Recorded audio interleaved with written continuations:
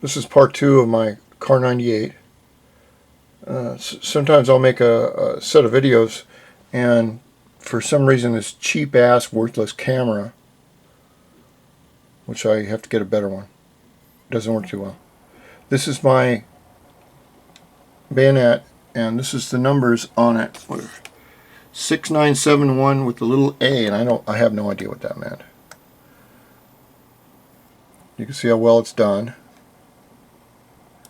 And these pictures are for recreationists, like little kids that want to I don't know what this is. They want to make paper mache ones. This is Carl Eichhorn. And my uncle just happened to be in the armory in 44 in Germany, and he just picked the best ones he could find. I believe there's one more of these weapons in the family, but I'm not quite sure, because they were brought back in the autumn of 1945. You can see how well the wood and everything is on the rifle. What's interesting is that this rifle has parts, it appears, from 1937, and it has parts from 1940. The bayonet appears to be 1939. Of course, there's my spy weapon again.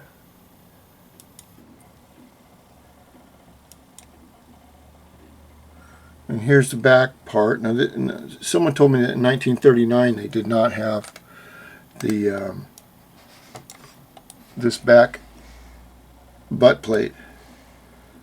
That was only in the later models. But why they would do that to the rifles, I don't know. Why they would amalgamate them or change them. But you can see on the fit and finish of the rifle, it's done really, really well for some reason. This may have been an officer's rifle. It may have been a special shooting rifle.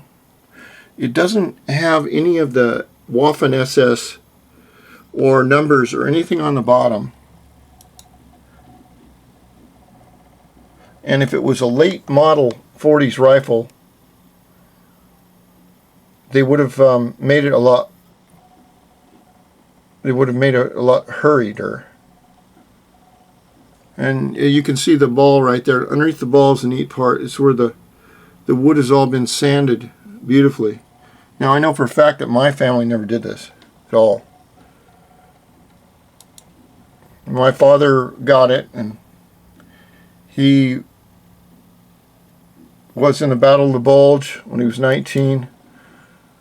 In the Battle of the Ardennes, and when he got home, he stopped. It's like a deer hunter. He stopped going hunting. He just put the rifle away, and he did not want to play with any guns at all. I think because of what he'd seen in combat. And combat's not like the movies.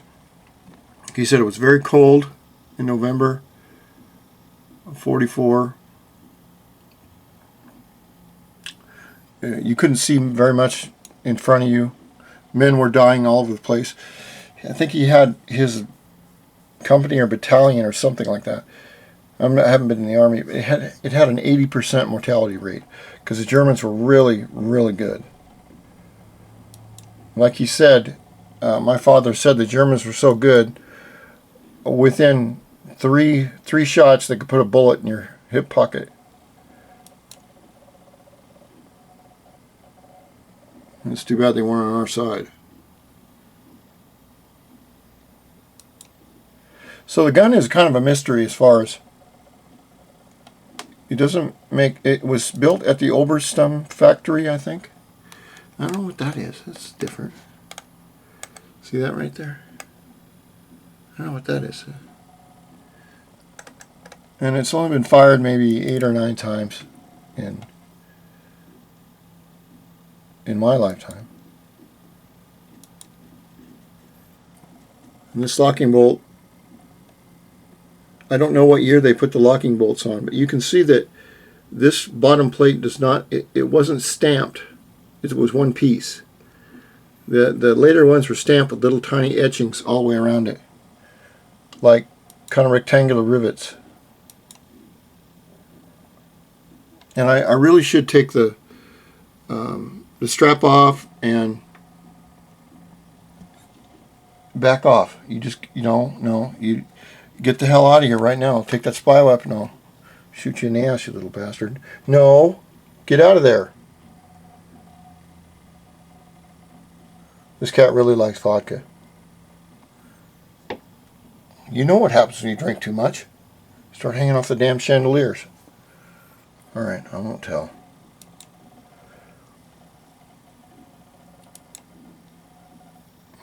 And I'd really like to do a really nice mapping job of the rifle, so that if you've ever gone on YouTube and seen some of these kids that they've made paper mache copies of working copies almost. They don't fire real shells, but they have fake shells. They've got ejectors. This is looking down the wooden stock. And you can see it's not your standard wooden stock. And this, I thought it said 44 GM, but it doesn't say that. It says G, reverse P, M, and 44 underneath that. And I don't know what it designates. It's kind of a mystery. But if the gun were made in 44, or the stock, why was the stock so well made? Because we know that at that time the Germans were, their state was collapsing. They weren't sitting there making high performance, very good armaments. They just were not. Now this is one of the little problems that my rifle has. You can see the locking nut right here, or the regular screw. The reason they had a regular screw in here, and then what they did was, as it was firing, the rattling and vibration would loosen these. So what they had was a safety lock screw, and it was an ingenious device. But as you can look around the trigger guard and the trigger, and you can see that the gun just has not been used in any kind of outdoors place or anything like that. And here you can see the machine marks on the bayonet lug. They're rounded, as you can see, like this and like that. I really should go out and fire it sometime, but I just haven't got around to it the last 20 years. And we can see this is what the way they made their leather back then. Regular cowhide, but it's lasted all these years. This is model 98. Here's the other side of the rifle. Here's the... Now, a lot of people have said it doesn't have a hood sight on it. Well, in 1937 they didn't have a hood sight. I don't know when they were added. A hood sight would have been it would have been good and bad, because a hood sight would have given you better accuracy. But if you were on the Eastern Front or somewhere where it was a real big mess, and you happen to get mud on that sight, it'd be hard as hell to get it out. And they did not need to do anything more than what they had to do. These are in meters, and you can see it has this really neat knurled knob right here. You press it in, and this one piece deal slides up the meter. I think it's in meters. Maybe it's by 10 meters. I'm not sure. I have no idea. But that's in perfect shape. And you can see the fit and the finish around the 1937 receiver. And there's that. Here's the bolt pulled halfway open. And it looks like it's old or used. What's happened here is I went in and cleaned the gun with a little bit of oil, just wiped it over it, and the 75-year-old bluing has come off. That's what is down here and down here. And there's the bolt for all the recreationists.